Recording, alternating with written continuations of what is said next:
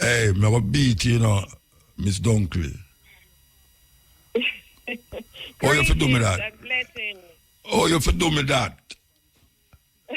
you know, language. Time between zone.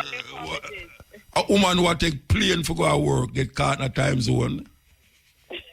Yeah, me not understand that. You take plane for go work every day and you get caught in a time zone. Anyway. In the time zone. All right, we're talking to our sister. We talked to her about how much weeks ago we talked to you? 6 weeks ago. 6 weeks ago. We're 2 weeks. Yeah, out of election. Yes. What a difference 6 weeks make. What a difference. Tell me something. Is what going? Is what going? What really happened? Tell me what going on. Tell me. By the way, people, we are talking about the hold on. I can tell them who we are talking to. We are talking about Karren Dunkley. And really and truly, I supposed to say doctor, but I don't know as no doctor. So I just going to say Karren, because that's the relationship we have for years, right? She is an independent person, or you belong to the Democratic Party? I'm a registered independent. You're a registered independent, but you vote for you vote for what's your name, right? All right. So now, why you laugh so? Why you laugh so? Yeah? You're calling out my vote. No. So why wrong if you can't say you vote? You're not ashamed for vote for who you vote for, man. All right. What happened? Not at all. What happened? Tell me what happened. Several things happened, and so thank you again for having me as always, Uncle Muta. Like you said, it's just kind for you, and greetings and salutations to your listeners. Several things happened in the election. I think the first thing is the American people spoke, and there are two concepts at play with all of the other nuances, and I think racism and sexism played a tremendous role. Understanding that, now let's look at the issues and where people said they landed and who voted for the vice president and who voted for Trump. First of all, as we saw, Trump got both the popular vote and the electoral vote. A Republican who has won the presidency has never achieved the popular vote in quite a number of years. Yeah. And not only that, they won the Senate. Not only did they win the Senate, they increased their Senate seats in terms of the Republican Party by 2 seats. That is incredible. And by all accounts, in looking at where the voting is for the House. I'm going to win the House too. And it means, yes.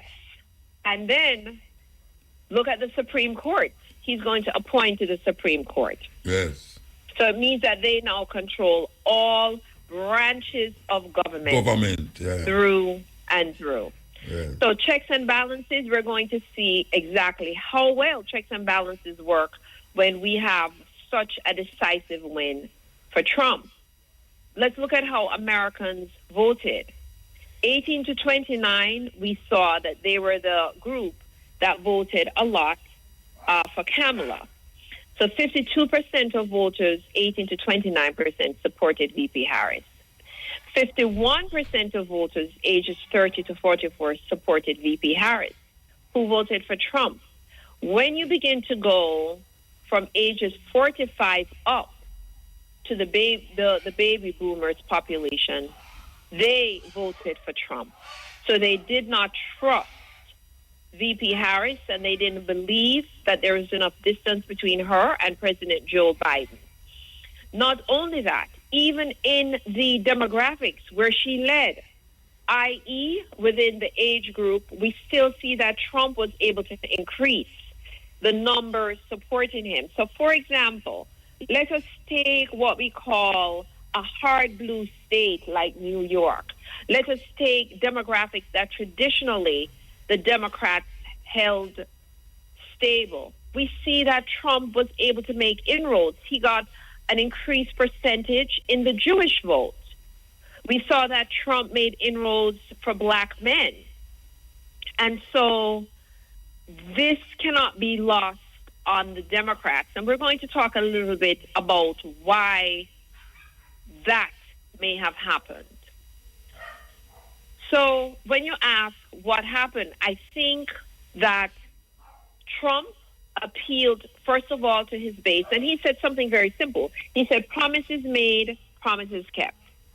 The Democrats had a story to tell around the economy.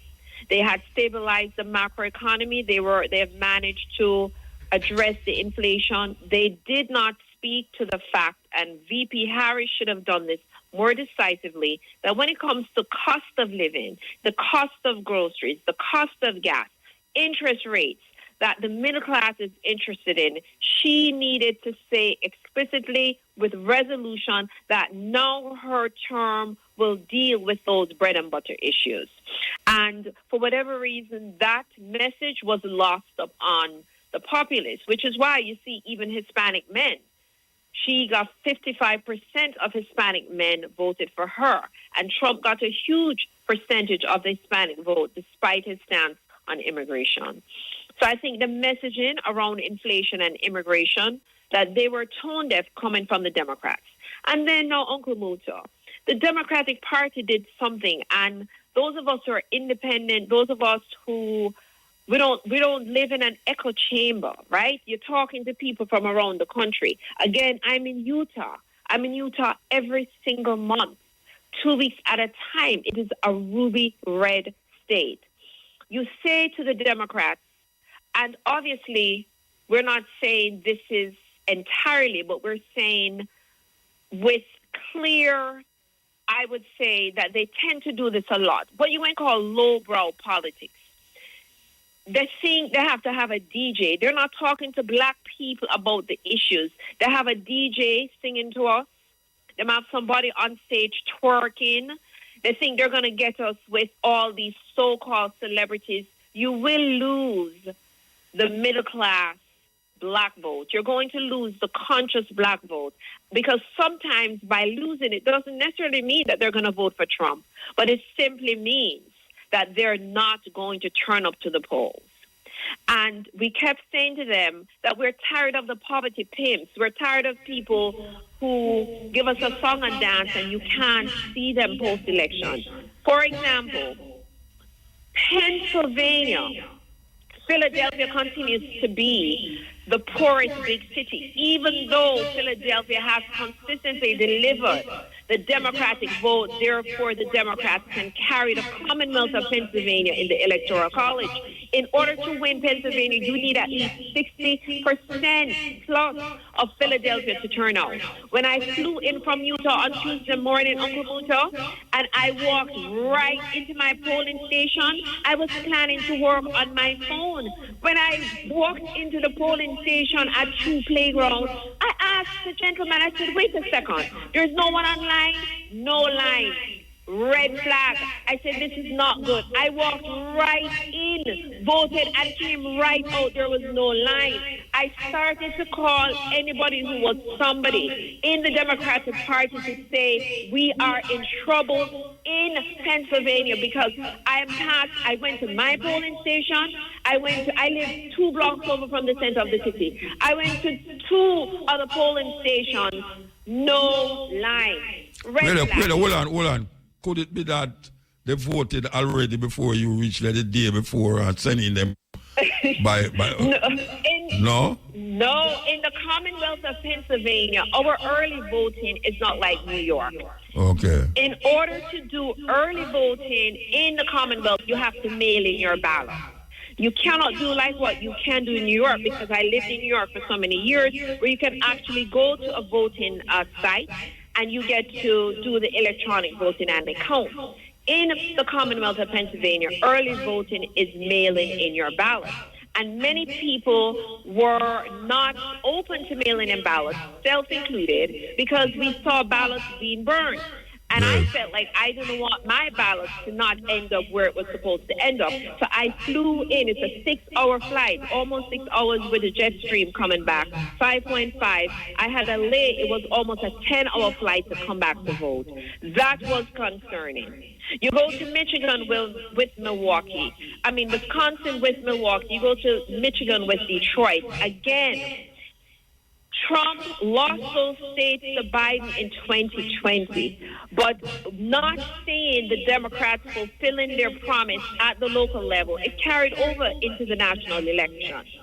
So this was going to be. Then here's the thing now. The Democratic Party, we said to them, again, we're tired of the poverty pimps, the same old, same old. We deliver the election, we have nothing to show for it. But too far left. Some individuals... Hold on. You say, hold on, you say, you tell me, say, you believe that the Democrats was going too far left. That's what you say? Yes.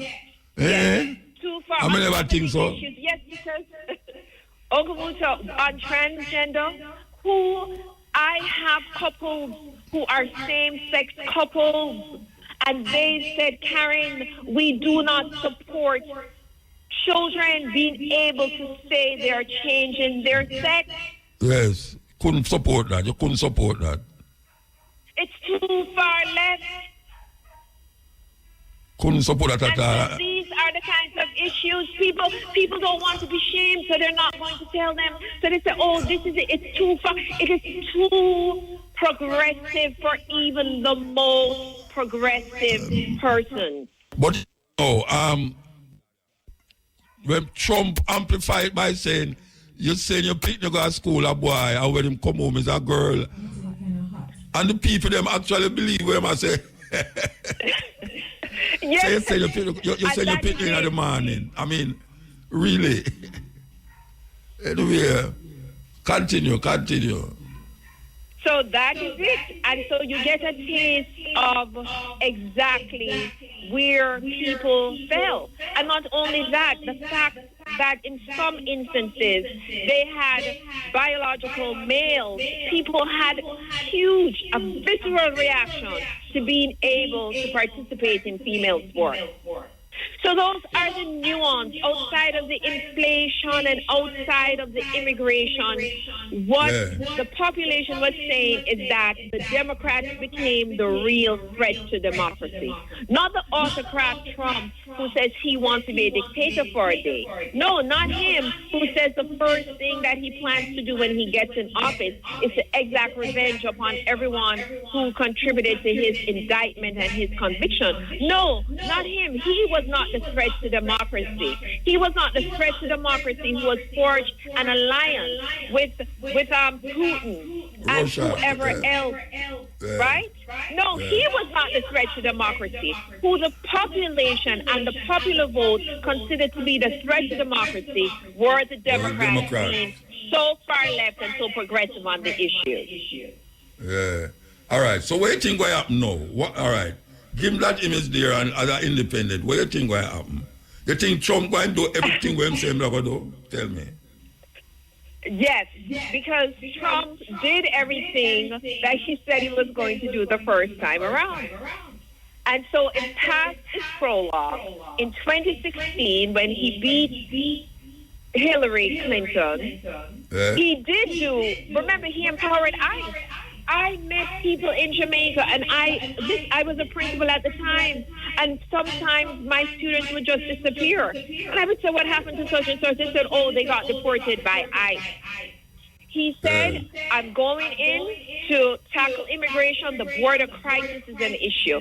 Let me tell you something. People are criticizing black men. Black men indicated that they had issues with VP Harris very early on. And what needed to happen is, instead of chastising them, is to listen to them. That they wanted something that was reasonable on incarceration, the mass incarceration of black males. In America right now, the Democrats tend to only accelerate and advance what we're going to call black men who are technically, it's like they want to make our black women masculine and our black men feminine. People have issue with that. So yes, Trump will do what he says he's going to do because that's why they've re-elected him. He said it's simple. Promises made, promises kept. I'm going to tackle the border crisis. We're going to bring down the interest rate. We're going to tackle inflation. However he does it, but don't it was coming down. It did come down. It was like the people the people it never reach the people them, but it was coming down. I mean, according to the statistics of them show, NASDAQ and all these places, the thing did not go down. So just like the people never know. Well, they just cut rates today. The Fed have cut interest rates by a quarter point in terms of, they're saying what they're calling the post-election uncertainty, but it didn't hit our pocketbooks enough. Well, actually, Trump make $1 billion day before yesterday. Yesterday make $1 billion. There we go. Right? Now imagine if we had almost 100,000 in the stock market, we would have had $1 billion. Yeah, the man make $1 billion as him will make $1 billion. And him shoot social things start fly up again. The man what you call it, Musk. Elon Musk gone with him, I tell you. So you're legal up the door. Well, listen, you hear what the president-elect has said, that he even plans to go after naturalized citizens if they're in mixed immigration households. So no, let me tell you something. Hold on there. You know, so me and Jackie have the argument there at the house. I'm going to tell her what I'm saying. She said, "Dad, that, him uncle, all right, you go hold the phone, Don't go away, Don't fly go Utah, Don't fly go Utah. Hold the phone. All right, we have to take a cash pot thing.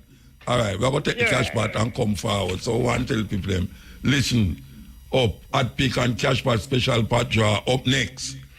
Momentarily, soon. Like, no. Okay, so we're talking to Dr. Karren Dunkley. You still there? Oh, yes, I am. I was hoping I would have won the cash pot, but I didn't play. No, you have to go upon Trump's side. Trump's side you have to go upon. All right. All right. I want to ask you something. See? I'm going to mention something and tell me how it play against her. It play against Kamala, right? One, the war in Palestine. Two, being a woman of color. Three, she married to a Jew. Any of them they fit into why a group of people that say them now vote for her? Yes, I think yes.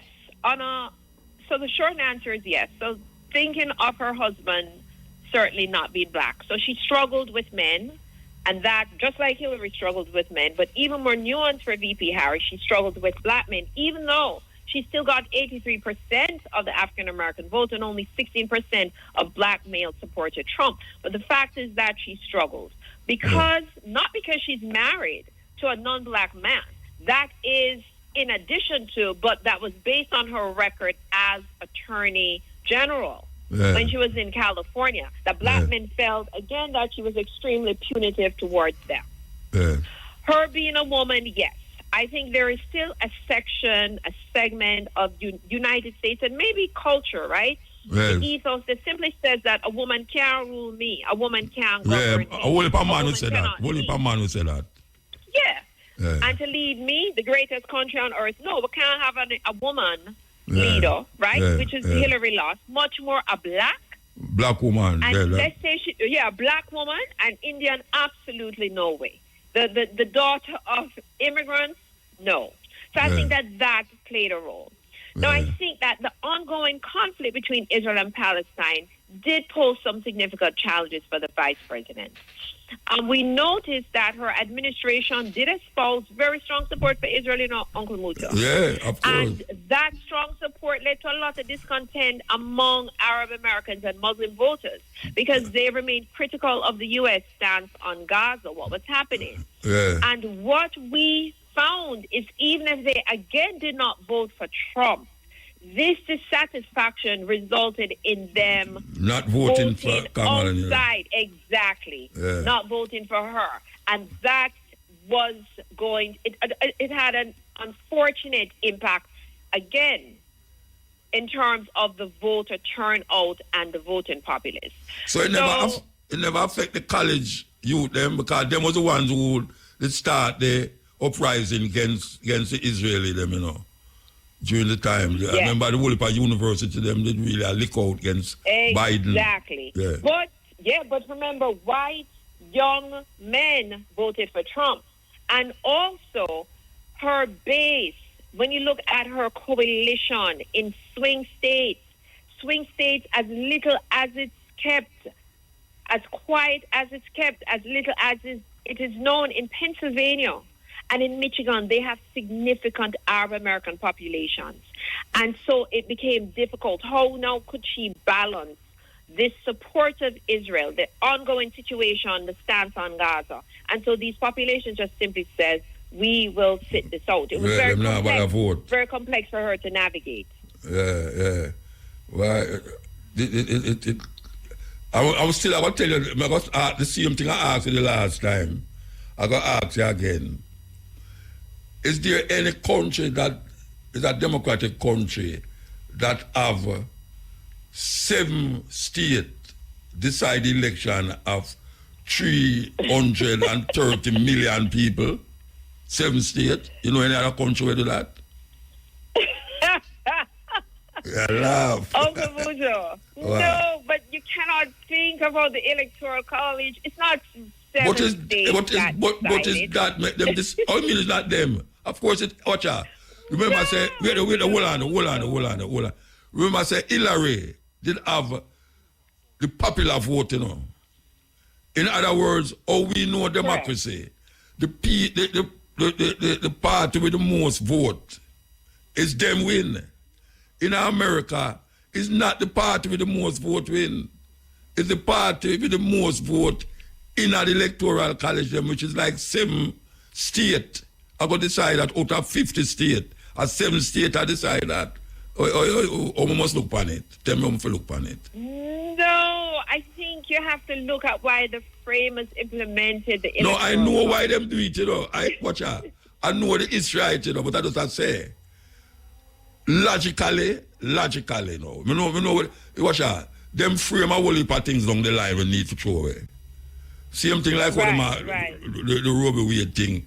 All right, a whole heap of things need to throw away.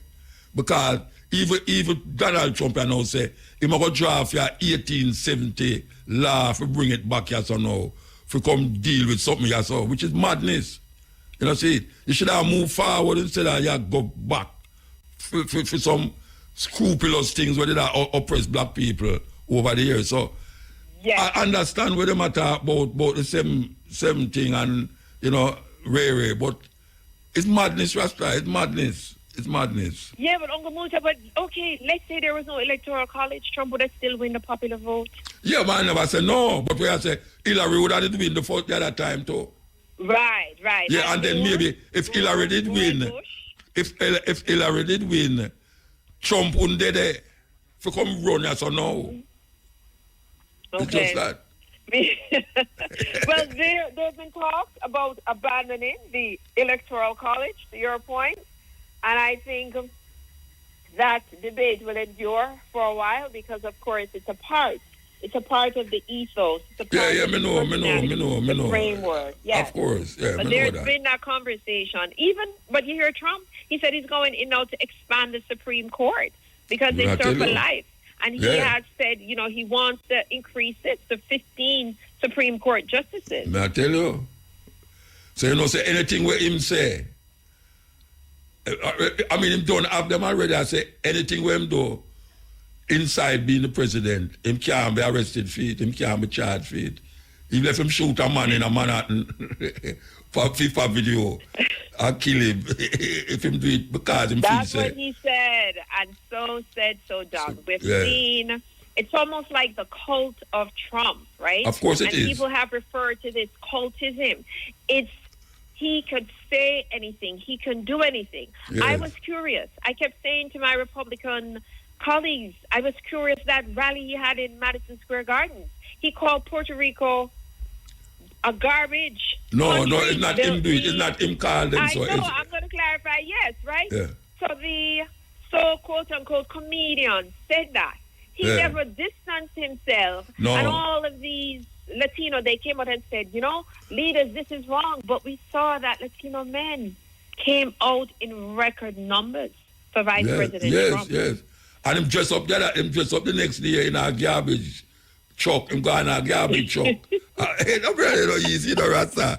The boy dress up in a one of them luminous jacket and a garbage truck. Him a drive. And in a park, him a drive round and round, Him never drive go nowhere. That's right. Him just in a circle. But them not show that, Them not show that, say, it's a circle thing him a do in a car park, a circle plate. Them not easy boy. Anyway, Mama, give thanks, Give thanks. Give thanks for life.